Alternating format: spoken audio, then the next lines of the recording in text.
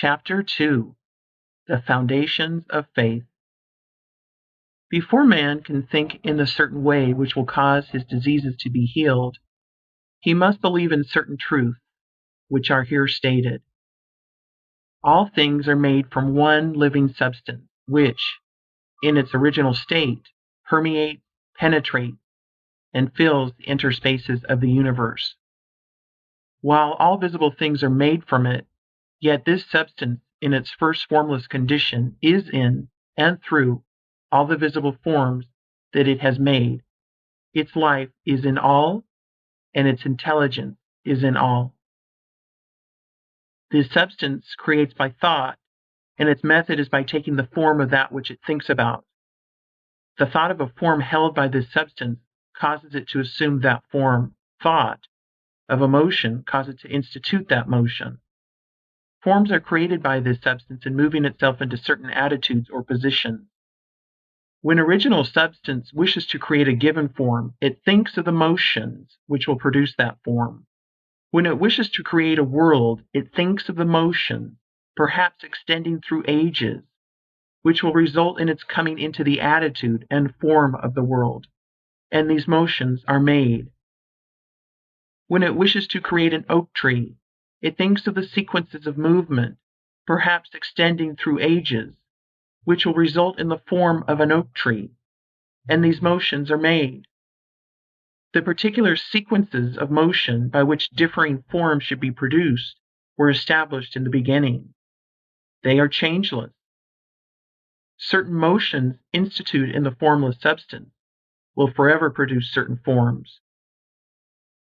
Man's body is formed from the original substance, and is the result of certain motions which first existed as thought of original substance. The motions which produce, renew, and repair the body of man are called functions, and these functions are of two classes, voluntary and involuntary. The involuntary functions are under the control of the principle of health in man, and are performed in a perfectly healthy manner so long as man thinks in a certain way. The voluntary functions of life are eating, drinking, breathing, and sleeping. These, entirely or in part, are under the direction of man's conscious mind, and he can perform them in a perfectly healthy way if he will. If he does not perform them in a healthy way, he cannot long be well. So we see that if man thinks in a certain way, and eats, drinks, breathes, and sleeps in a corresponding way, he will be well. The involuntary functions of man's life are under the direct control of the principle of health, and so long as man thinks in a perfectly healthy way, these functions are perfectly performed, for the action of the principle of health is largely directed by man's conscious thought affecting his subconscious mind. Man is a thinking center, capable of originating thought, and as he does not know everything, he makes mistakes and thinks error. Not knowing everything, he believes things to be true which are not true. Man holds in his thought the idea of disease and abnormal functioning and conditions, and so perverts the action of the principle of health, causing diseased and abnormal functioning and conditions within his own body. In the original substance, there are held only the thoughts of perfect motion, perfect and healthy function, complete life. God never thinks disease or imperfection, but for countless ages men have held thoughts of disease, abnormality, old age, and death, and the perverted functioning resulting from these thoughts has become a part of the inheritance of the race. Our ancestors have, for many generations, held imperfect ideas concerning human form and functioning, and we began life with racial, subconscious impressions of imperfection and disease. This is not natural or a part of the plan of nature. The purpose of nature can be nothing else than the perfection of life. This we see from the very nature of life itself. It is the nature of life to continually advance toward more perfect living. Advancement is the inevitable result of the very act of living. Increase is always a result of active living. Whatever lives must live more and more. The seed lying in the granary has life, but it is not living. Put it into the soil, and it becomes active, and at once begins to gather to itself from the surrounding substance, and to build a plant form.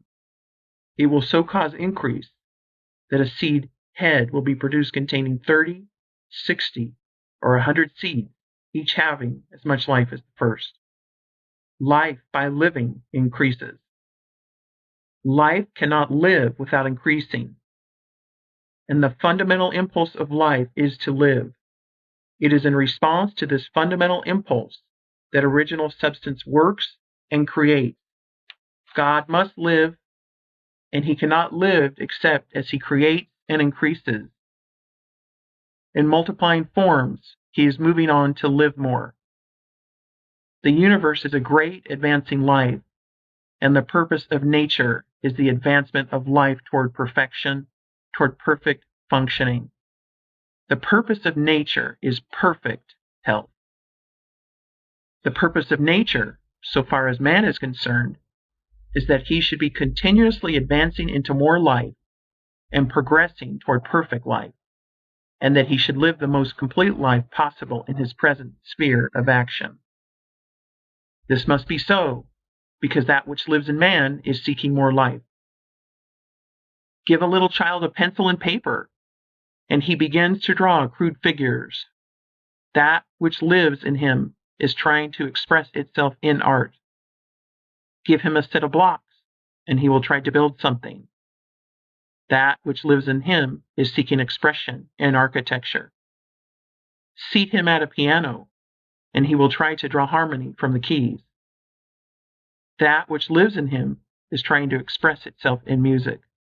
That which lives in man is always seeking to live more.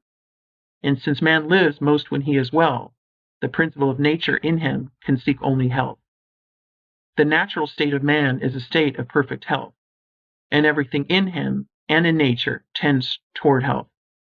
Sickness can have no place in the thought of original substance, for it is by its own nature continually impelled toward the fullest and most perfect life, therefore toward health. Man, as he exists in the thought of the formless substance, has perfect health. Disease, which is abnormal or perverted function, motion, imperfectly made, or made in the direction of an imperfect life, has no place in the thought of the thinking stuff. The Supreme Mind never thinks of disease. Disease was not created or ordained by God or sent forth from him. It is wholly a product of separate consciousness, of the individual thought of man. God, the formless substance, does not see disease, think disease, know disease, or recognize disease. Disease is recognized only by the thought of man. God thinks nothing but health.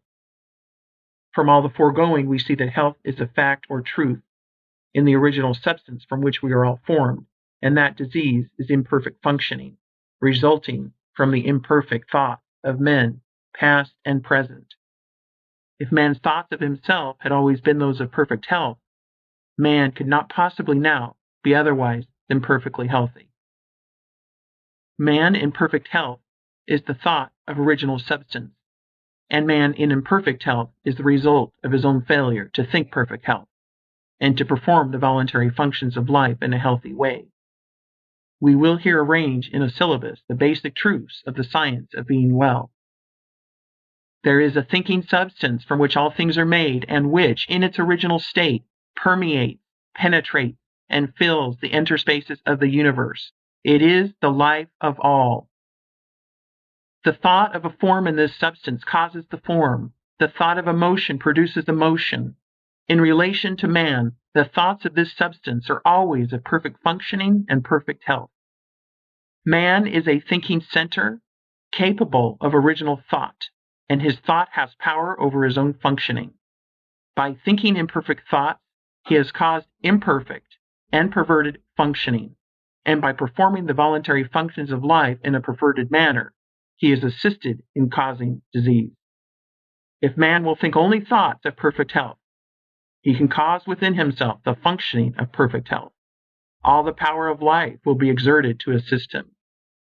But this healthy functioning will not continue unless man performs the external or voluntary functions of living in a healthy manner.